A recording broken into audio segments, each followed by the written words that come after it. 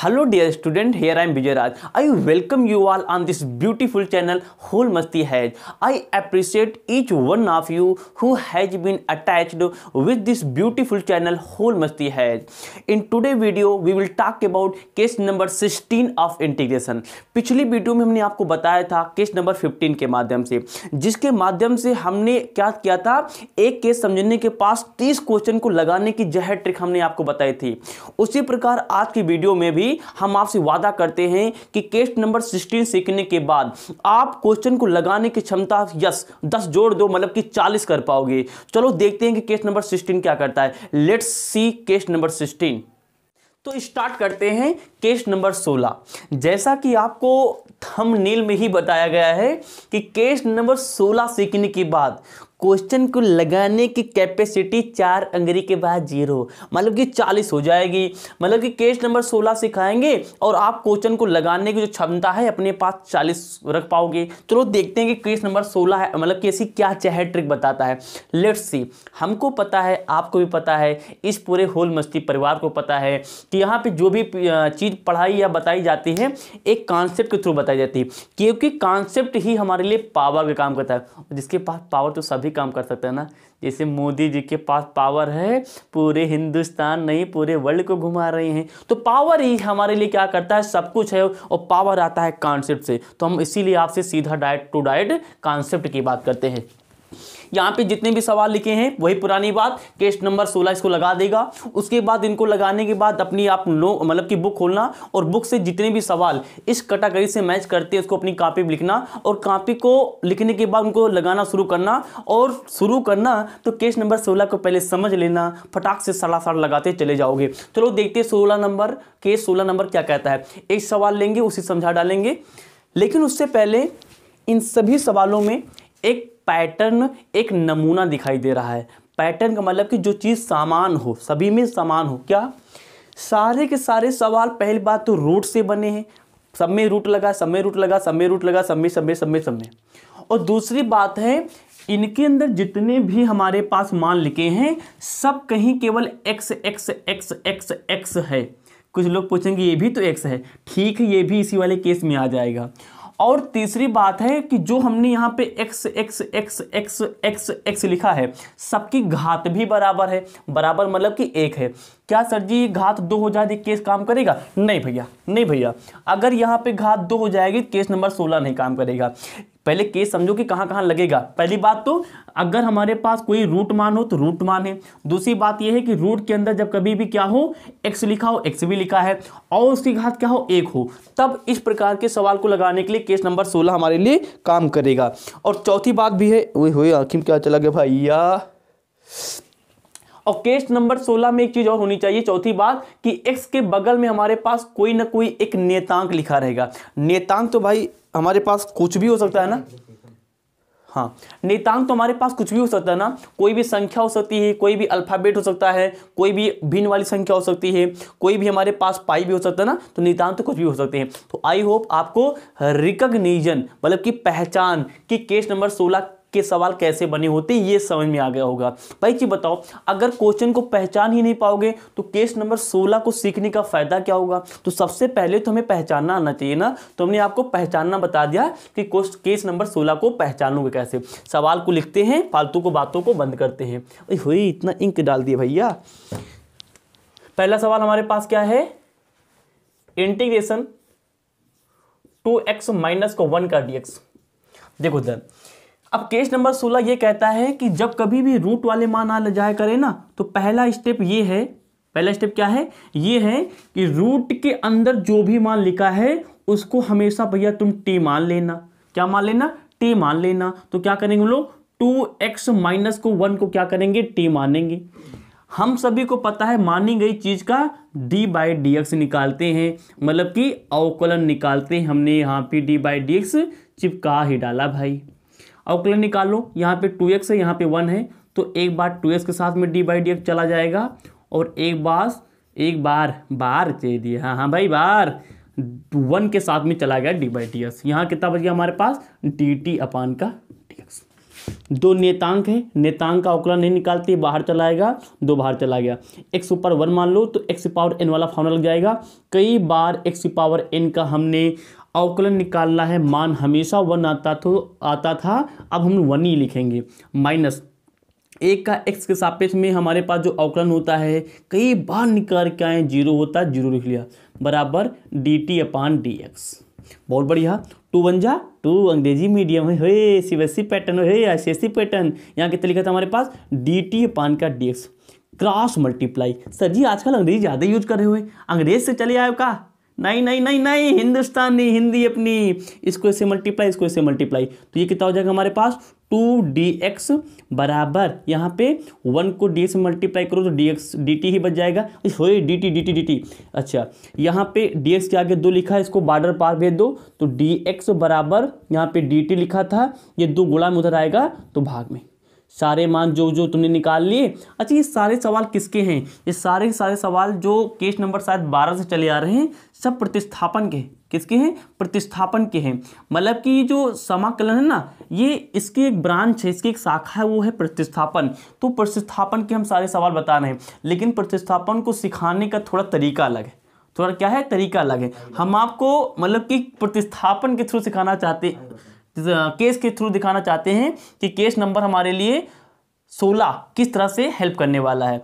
और अगर आपको देखना है कि वीडियो नंबर, मतलब कि जिसमें हमने वीडियो नंबर शायद जो भी हो, मतलब कि केस नंबर 15 जो हमने पिछले वीडियो में बताया था, अगर आप देखना चाहते हैं तो आपके वीडियो में आई बटन दिख रहा होगा, उसको प्रेस करें, वो आपको घसीटेगा सीधा उस वीडियो के पास, वहाँ पे वीडियो देख लोगे। सारे मान उठा कर दो। तो अगर आप में से किसी भी व्यक्ति को ये समाकलन में प्रतिस्थापन का सिस्टम ना समझ में आया हो, तो वीडियो में आपको एक आई बटन दिख रहा होगा, उसको प्रेस कर लो, तो वहां पे बेसिक क्लास हमने समाकलन के प्रतिस्थापन के बारे में दी है, उसको पहले इस वीडियो को देखने से पहले देख लो, जिससे कि पहले प्रतिस्थापन का डाउट आपके दिमाग से क्लियर हो जाए।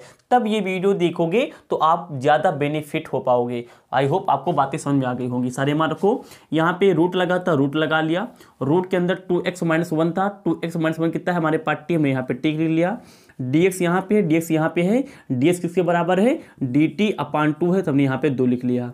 किसी भी dt में 1 से मल्टीप्लाई करो, कोई फर्क नहीं पड़ता, ऊपर से नीचे 2, तो 1/2 क्या है? एक नेतांक है, नेतांक का अवकलन कभी निकालते, बाहर चला आया, अंदर बच गया हमारे पास t। एक बात याद रखो, रूट x लिखा है तो इसको x की पावर 1/2 भी लिख सकते हैं। मतलब कि किसी भी अल्फ़ाबेट पे अगर रूट लगा है तो इसको हम लोग क्या करते हैं, उसी अल्फ़ाबेट पे पावर में, मतलब कि घात में 1/2 जैसा लिख सकते हैं। हमने इसको भी वही, इस t के साथ भी वैसा काम होगा, इसको 1/2 लिख लेंगे, यहाँ बच गया हमारे पास dt। इसको मान लो x, इसको मान लो n, तो x की पावर n का फॉर्मूला क्या बोलता है? पहले जो लिखा उसको कॉपी करो, हमने कॉपी कर लिया, ऊपर भी 1 ऐड कर दो और इसको नीचे भी पेस्ट कर दो, लाके हमने नीचे लाके पेस्ट कर दिया, और प्लस का लगा दो c, हमने लगा दिया, और आगे लिखा था हमारे पास 1/2, हमने 1/2 भी चिपका दिया। 2 1 कम 2 1 3, तो t की पावर 3/2, और नीचे भी आ गया हमारे पास 3/2, और आगे हमारे पास कितना लिखा था 1/2, प्लस में लगा था हमारे पास c। साथ वीडियो में एक स्टेप आ जाएगा। तो ध्यान दो, ये हमारे पास नीचे लिखा गया, इसको ऊपर लाएंगे तो पड़ जाएंगी चीज़ें, 2 चला जाएगा ऊपर, नीचे 2 पहले से था, और ये 3 नीचे चला आएगा, ये 2 पहले से था, हमारे पास 2 था, ये 2 चला गया ऊपर और 3 चला आएगा नीचे, हमने यहाँ पे लिख दिया नीचे, और हमारे पास यहाँ बचा था टी लिख दिया, नहीं टी नहीं, टी का मान कितना था? टी का मान टी कहाँ गया भाई? ये देखो, टी का मान हमारे पास कहाँ पे है? 2x - 1। तो हम लोग यहाँ पे क्या करेंगे? 2x - 1 लिखेंगे और ऊपर लगा देंगे 3/2 प्लस का c। ये हमारा और तुम्हारा खूबसूरती के साथ में आंसर आ गया। अगर एक स्टेप आपका लेना, 2 से 2 को भातुर डालना, तो ये हमारे पास क्या आ गया? आंसर आ गया। ये क्या आ गया? आंसर आ गया। तो आई होप आपको ये पहला सवाल समझ में आ गया होगा। अब थोड़ा सा स्पीड को बढ़ाते हैं, नहीं तो वीडियो बड़ी लंबी हो जाएगी।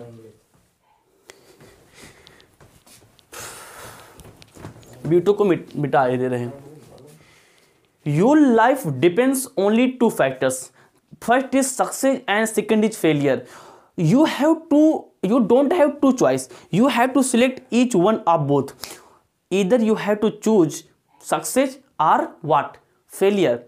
Which one of both you are going to select is completely your mindset. If your mindset is going to allow to attempt the success, then you will be successful. So my friend, always maintain your mind just like a positive, only then the success will come to you. Okay, let's start the video. उसके बाद हम लोग क्या करते हैं, दूसरा सवाल लगाते हैं. क्या लिखा है हमारे पास, इंटीग्रेशन ax प्लस का b, और यहाँ क्या लिखा हमारे पास, dx लिखा है. वही पुरानी बात, रूट के अंदर जो भी लिखा उसको क्या मानेंगे, t. जल्दी जल्दी, तो ax प्लस को हमने क्या मान लिया, t मान लिया. मानेंगे कि अवकलन निकालेंगे, x का कितना हो जाता है हमारे पास 1, तो 1 आ गया, और a हमारे पास नियतांक के बाहर चला जाता है, आगे आ गया. यहाँ पे हमारे लिए क्या है, अब स्पिन बताएंगे, कई बार बता चुके हैं. ये नियतांक कितना हो जाएगा 0, यहाँ कितना था हमारे पास dt अपान का dx. ये a बन गया क्योंकि मल्टीप्लाई में था, बराबर हमारे पास dt अपान का कितना आ गया, dx आ गया. नीचे 1 मान लो, क्रॉस मल्टीप्लाई, तो कितना हो जाएगा a dx equal to dt. इसको इधर ट्रांसफर कर दो, तो dx बराबर dt अपान का a आ गया. सारे मान उठा के रख दो. तो इंटीग्रेशन रूट ये किसके बराबर है, t के बराबर, यहाँ पे t रख दिया. dx किसके बराबर है, dt अपान के a तो t के हिसाब से क्या है, एक नियतांक के बाहर चला आएगा, तो 1 अपान हमारे पास a क्या चला गया, बाहर चला गया. रूट, ये रूट जो हमारे पास इंटीग्रेशन रूट हमारे लिए क्या काम करता है, ये इंटीग्रेशन ये रूट है, तो रूट हमारे लिए क्या काम करता है, 1/2 का काम करता है. हमने लिख लिया. अब इसमें x पावर n वाला सूत्र लग जाएगा, जो भी लिखा उसको उतार लो.